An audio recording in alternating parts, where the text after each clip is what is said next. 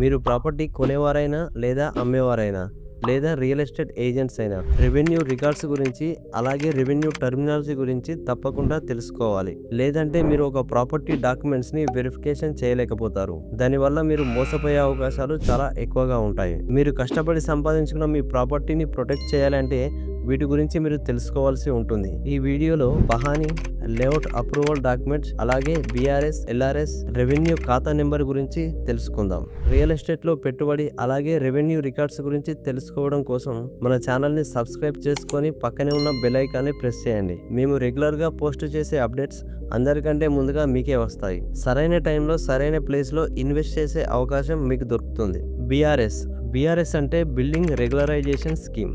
ఇది అక్రమంగా నిర్మించిన ఇండ్లు, కమర్షియల్ బిల్డింగ్స్ ని రెగ్యులరైజ్ చేయడానికి తెలంగాణ ప్రభుత్వం 2015లో ఈ స్కీమ్ ను ప్రవేశపెట్టింది. అంటే ఎవరైతే ఎలాంటి పర్మిషన్స్ లేకుండా ఇండ్లు గాని బిల్డింగ్స్ గాని కట్టుకున్నారో వాళ్ళకి ఇది బాగా ఉపయోగపడుతుంది. ఇది ఎవరికి వర్తిస్తుందంటే 2015 అక్టోబర్ 28 లోపు నిర్మించిన ఇండ్లకు, బిల్డింగ్స్ కి, షాపింగ్ కాంప్లెక్స్ లకు ఇది వర్తిస్తుంది. అలాగే మున్సిపాలిటీ, జిహెచ్ఎంసీ పర్మిషన్ లేకుండా కట్టిన బిల్డింగ్స్ కూడా ఇది వర్తిస్తుంది. మరి ఈ బీఆర్ఎస్ ఎందుకు అవసరం అంటే అక్రమంగా కట్టిన బిల్డింగ్స్ ని లీగల్ గా మార్చుకోవచ్చు. అలాగే ఫ్యూచర్ లో మున్సిపల్ ట్యాక్స్, నీటి కనెక్షన్, బ్యాంక్ లోన్స్ కూడా వస్తాయి. రీసేల్ కూడా ఈజీగా చేసుకోవచ్చు.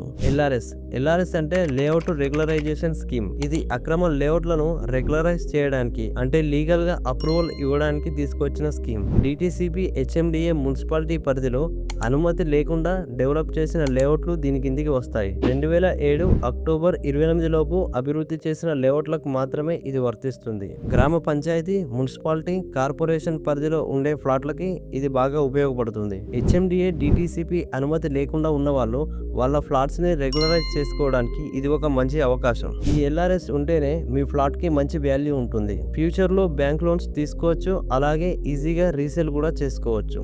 లేఅవుట్ ఆమోద పత్రం లేదా లేఅవుట్ అప్రూవల్ డాక్యుమెంట్. ఒక 10 ఎకరాల భూమిని ఎవరైనా ఓపెన్ ఫ్లాట్స్ వెంచర్ వేసినప్పుడు వాళ్ళు సంబంధిత హెచ్ఎండిఏ, డిటిసిపి లేదా గ్రామ పంచాయతీ నుండి లేఅవుట్ అప్రూవల్ తీసుకోవాల్సి ఉంటుంది. ఈ లేఅవుట్ అప్రూవల్స్ లేకుండా ఫ్లాట్స్ అమ్మడం గానీ కొనడం గానీ చేస్తే అది ఇల్లీగల్ అవుతుంది. మరి ఈ లేఅవుట్ అప్రూవల్ డాక్యుమెంట్ ని ఎలా చెక్ చేయాలి అంటే మీరు హెచ్ఎండిఏ లేదా డిటిసిపి వెబ్సైట్ లోకి వెళ్ళి మీ లేఅవుట్ అప్రూవల్ డాక్యుమెంట్ నెంబర్ ని ఎంటర్ చేసి మీరు వెరిఫై చేయవచ్చు. ఆ భూమి గ్రామ పంచాయతీ పరిధిలో గనక ఉంటే గ్రామ పంచాయతీ ఆఫీస్ లో లేదా ఆ మున్సిపల్ ఆఫీస్ లో ఆ లేఅవుట్ యొక్క అప్రూవల్ కాపీ మీరు అడగవచ్చు. ఒకవేళ మరి ఈ లేఅవుట్ అప్రూవల్ గనక లేకుంటే ఏమవుతుందంటే ఫ్యూచర్ లో ఇంటి నెంబర్, విద్యుత్ కనెక్షన్, అలాగే వాటర్ కనెక్షన్ రావడం అనేది చాలా కష్టం అవుతుంది. అలాగే బ్యాంకులో లోన్స్ ఇవ్వరు, తర్వాత మీరు రీసేల్ కూడా చేయలేరు. ప్రభుత్వం ఎప్పుడైనా ఈ అక్రమంగా ఉన్న లేఅవుట్లను డిమాలిష్ చేసే అవకాశం ఉంటుంది. రెవెన్యూ ఖాతా నెంబర్ లేదా ఖాతా సర్టిఫికెట్. ఈ రెవెన్యూ ఖాతా నెంబర్ అంటే భూమికి ఒక గుర్తింపు నెంబర్ లాంటిది. రెవెన్యూ రికార్డ్స్ ప్రకారం ఆ ఖాతా నెంబర్ ద్వారా ఆ భూమి ఎవరికి చెందిందో తెలుసుకోవచ్చు. అలాగే దాని యొక్క సర్వే నెంబర్, అది ఎక్కడ ఉంది, ఎంత సైజులో ఉంది అనే విషయాలు కూడా తెలుసుకోవచ్చు. ఖాతా నెంబర్ ని ఉపయోగించి మన భూమిని రెవెన్యూ రికార్డ్స్ లో ఎంట్రీ చేశారో లేదో కూడా తెలుసుకోవచ్చు. ఇది గ్రామ రెవెన్యూ రికార్డ్స్ లలో ఉంటుంది.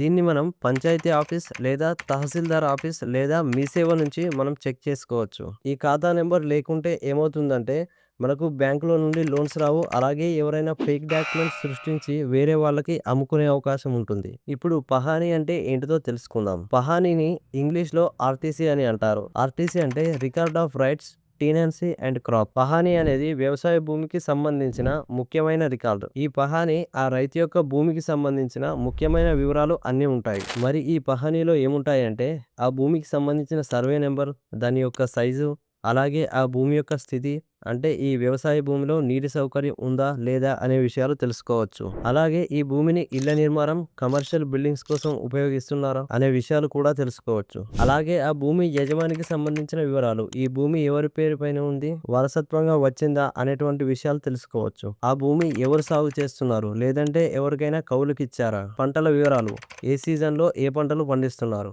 రెవెన్యూ చెల్లింపు వివరాలు, ఆ భూమి పైన ఏమైనా బకాయిలు ఉన్నాయా, భూమి పన్ను చెల్లించారా, అలాగే ఆ భూమికి సంబంధించిన ఏమైనా కోర్టు కేసులు ఉన్నాయా అనేటువంటి వివరాలు అన్నీ కూడా తెలుసుకోవచ్చు. మరి ఈ పహాణీ ఎందుకు అవసరం అంటే భూమి యజమానిగా గుర్తింపు పొందడానికి, వ్యవసాయ రుణాలు, సబ్సిడీ, ప్రభుత్వ ప్రయోజనాలు పొందడానికి, భూమి అమ్మడం లేదా రిజిస్ట్రేషన్ సమయంలో ఇది కీలకంగా ఉపయోగపడుతుంది. కోర్టులో భూమికి సంబంధించిన వివాదాలు వచ్చినప్పుడు ఇది ఆధారంగా చూపించవచ్చు. ఈ పహాణీని మనం మీ సేవ సెంటర్లో తీసుకోవచ్చు. Thank you for watching.